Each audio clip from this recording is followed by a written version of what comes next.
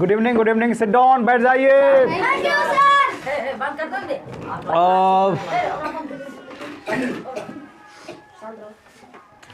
शांत। चलिए आज यानी कि आप 2023 में आज आप लोग का जो 9th क्लास का ये फर्स्ट बैच और ये फर्स्ट क्लास और ये फर्स्ट चैप्टर पढ़ाने वाले हैं, तो इसको बहुत ही जोश और जुनून के साथ स्टार्ट करते हैं। और इस दुनिया में कोई चीज़ भी जो है नामुमकिन नहीं है। यदि इंसान यदि ठान ले तो हर एक चीज़ कर सकता है नहीं, वाह। तो इसी मोटिवेशन और जुनून के साथ हम स्टार्ट करने वाले हैं कक्षा 9वीं क्लास 9th और एक्सरसाइज ये फर्स्ट है ना 1.1। और ये जो है आपका NCERT बुक है, NCERT है ना, NCERT बुक और बिहार बोर्ड से, और ये हिंदी मीडियम है। ठीक है, ठीक। और आज हम डेट की बात करें तो डेट कितना है, 4 तारीख 1वां महीना 2023, और ये फर्स्ट क्लास रहा और ये फर्स्ट चैप्टर रहा। ठीक है, चलिए 1 नंबर का जो मेरा सवाल कहेगा, क्या शून्य एक परिमेय संख्या है? क्या इसे आप पिपटा के रूप में लिख सकते हैं? तो ध्यान दीजिएगा कि शून्य एक परिमेय संख्या। शून्य क्या है? एक परिमेय संख्या। शून्य क्या है? एक परिमेय संख्या है। हम इसका सिर्फ आंसर देते हैं, क्वेश्चंस जो आप पढ़ लीजिएगा। ठीक है, कौन है? देखिए, क्या शून्य एक परिमेय संख्या है? तो और इसे पिपटा के रूप में लिख सकते हैं जहां पी और क्यू कोई पूर्णांक है, क्यू डनोट 0 है। ठीक है, जैसे कि यहाँ पे ध्यान दीजिएगा कि कह रहा है कि शून्य एक परिमेय संख्या, बोलेंगे हाँ, यस। शून्य क्या है? एक परिमेय संख्या है। हाँ, शून्य एक परिमेय संख्या, शून्य एक परिमेय संख्या है, परिमेय संख्या है। अब कहेगा कि सर कैसे है? कैसे है? उदाहरण देकर समझाना है कि 0 को आप 0/1 लिख सकते हैं, 0/2 लिख सकते हैं, 0/5 लिख सकते हैं, 0/ कुछ भी लिख सकते हैं, या 0 लिख सकते हैं। ये सब जो होगा ETC, ये सब क्या है? आपका परिमेय संख्या है। क्यों? क्योंकि जब भी अभी हम मान लीजिए किसी भी संख्या को क्या कह रहा है, क्यू डज नॉट 0 होना चाहिए, क्यू डज नॉट 0 होना चाहिए। क्यू डज नॉट 0 का मतलब ये होता है कि जैसे कि मान लीजिए हम 0/2 लिखते हैं, सपोज कीजिए। ऊपर वाला को कहते हैं P, ऊपर वाला क्या कहते हैं P, नीचे वाला क्या Q, आने के ऊपर वाला का अंश और नीचे वाला को हर, है ना। अब देखिए क्या है कि ये कह रहा है कि Q does not 0, Q does not 0 माने Q का मान 0 नहीं होना चाहिए, है ना। तो देखिए Q का मान 0 नहीं है, ऊपर में है, ऊपर वाला से हमको कोई मतलब नहीं है, लेकिन नीचे का मान जो होता है 0 नहीं होना चाहिए, ये चीज़ कह रहा है। अभी जैसे मान लीजिए हम 2/0, ये परिमेय होगा कि अपरिमेय होगा? अपरिमेय होगा। क्यों?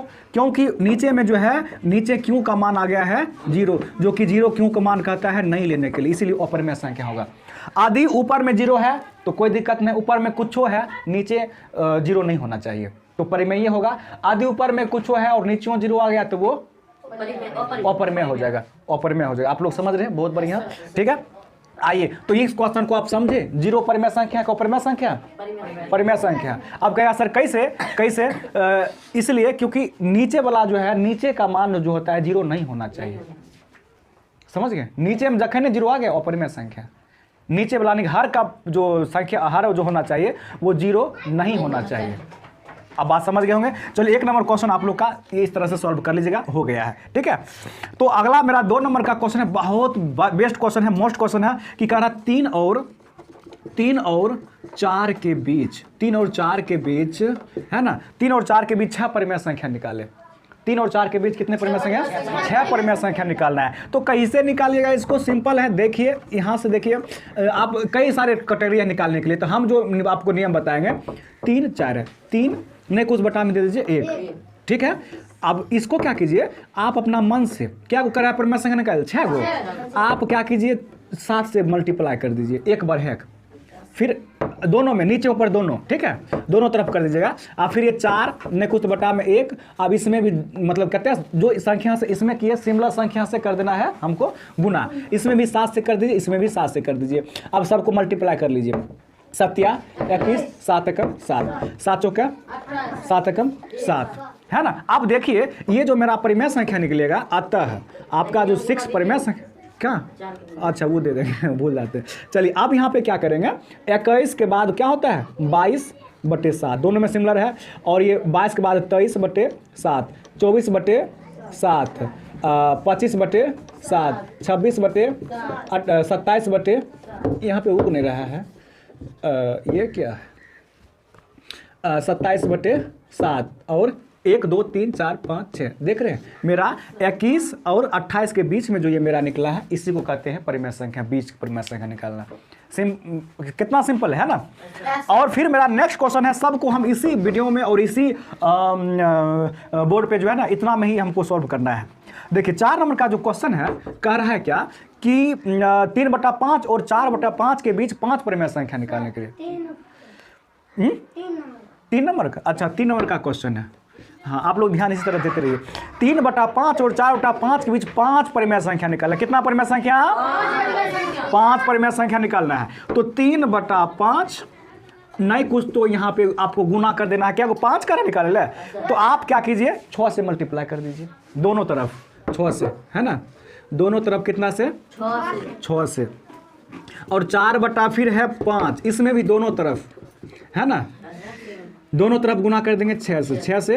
अब इसको सबको मल्टीप्लाई कर लिए 6 × 18, 6 × 5 = 30, 6 × 4 = 24, 6 × 5 = 30, है ना। अब देखिए सिंपली 18 और 24 दोनों सिमिलर है। नीचा 18 के बाद 19 होता है, 19 के बाद 20, 20 के बाद 21, 21 के 22, 23, क्या को पूरा 5 को पूरा गया। अब देखिए एकरे बीच में है एकदम, देखिए मजाक से हो गया 30, 30, 30, 30, 30, है ना। ये आपका परिमेय संख्या 5 हो गया। क्या बोल रहा हूँ, दिखाई दे रहा है? उधर बैठा कीजिएगा, 3 वो पर बैठिएगा कम से कम, है ना, है ना। अब देखिए सिंपल है क्वेश्चन ये। अब मेरा देखिए 4 नंबर का जो क्वेश्चन है, इसको ये 3 नंबर का क्वेश्चन है, इतना वो 3 नंबर का सोल्यूशन, और ये रहा आपका ये 2 नंबर का सोल्यूशन, और ये रहा आपका 1 नंबर का सोल्यूशन। ठीक है, अब हम करेंगे 4 नंबर का सोल्यूशन। तो 4 नंबर का सोल्यूशन के लिए 4 नंबर का सोल्यूशन के लिए क्या करते हैं, इसको थोड़ा सा करते हैं मिटा ठंडा लग रहा है। देखिए 4 नंबर का जो है करा कि प्रत्येक, मतलब पहले क्वेश्चन को समझ ले। 4 नंबर कहता है नीचे देखिए कथन सत्य है या असत्य, कारण के साथ उत्तर दीजिए ना। सत्य है कि असत्य है, कारण सहित। तो पहला क्वेश्चन कर रहा है कि प्रत्येक प्राकृतिक संख्या एक पूर्ण संख्या होती है। प्रत्येक प्राकृतिक संख्या एक पूर्ण संख्या होती है। तो प्रत्येक प्राकृतिक संख्या मान लीजिए ये 1 नंबर का है ना, प्रत्येक प्राकृतिक संख्या मान लीजिए 1 2 3 4 5, ये डॉट है ना, ये प्राकृतिक संख्या हो। क्यों डॉट दिया? क्योंकि इन्फिनाइट होता है प्राकृतिक संख्या। तो देखिए प्रत्येक, आप लोग जब पूर्ण संख्या का जब डिफिनेशन दीजिएगा तो पूर्ण संख्या डिफिनेशन ये होता है कि प्राकृतिक संख्या के पहले 0 लगा देने से क्या बन जाता है? पूर्ण संख्या। तो प्राकृतिक संख्या के पहले 0 लगा देने से पूर्ण संख्या बन जाता है। इसका मतलब क्या होगा? सत्य होगा कि प्रत्येक प्राकृतिक संख्या एक पूर्ण संख्या होती है। प्रत्येक प्राकृतिक संख्या एक पूर्ण संख्या होती है। तो लिख देंगे यस। हाँ, इसका जो आंसर होगा हाँ, प्रत्येक प्राकृतिक संख्या एक पूर्ण संख्या होती है। पूर्ण संख्या होती है, सिंपल। पूर्ण संख्या होती है, सिंपल हो गया। अगला क्वेश्चन मेरा कह रहा है दूसरा पॉइंट का कि प्रत्येक पूर्णांक एक पूर्ण संख्या होती है। प्रत्येक पूर्णांक एक पूर्ण संख्या होती है। तो ध्यान दीजिएगा, प्रत्येक पूर्णांक की बात करें तो देखिए प्रत्येक पूर्णांक में जो असत्य हो जाएगा, नहीं होगा ये, है ना, ये नहीं होगा, ये असत्य हो जाएगा। अब क्या सर कैसे? क्योंकि मान लीजिए -2 भी ना पूर्णांक है, लेकिन -2 क्या है? पूर्ण संख्या नहीं है। क्योंकि -2 पूर्णांक है, लेकिन पूर्ण संख्या नहीं होगा। आप कहिएगा सर कैसे? संख्या नहीं है। अब कहिएगा सर कैसे? क्योंकि देखिए पूर्ण संख्या जब भी होता है ना, वो धनात्मक ही होता है, ऋणात्मक नहीं होता है। लेकिन पूर्णांक संख्या तीनों होता है। पूर्णांक संख्या यानी कि धनात्मक संख्या, ऋणात्मक संख्या, शून्य आपको क्या कहते हैं?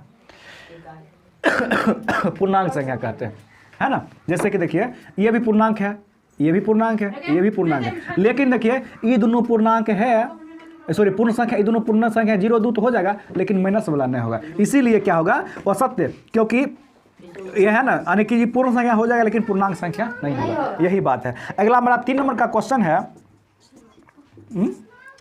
3 नंबर का क्वेश्चन, प्रत्येक परिमेय संख्या एक पूर्ण संख्या होती है। प्रत्येक परिमेय संख्या एक पूर्ण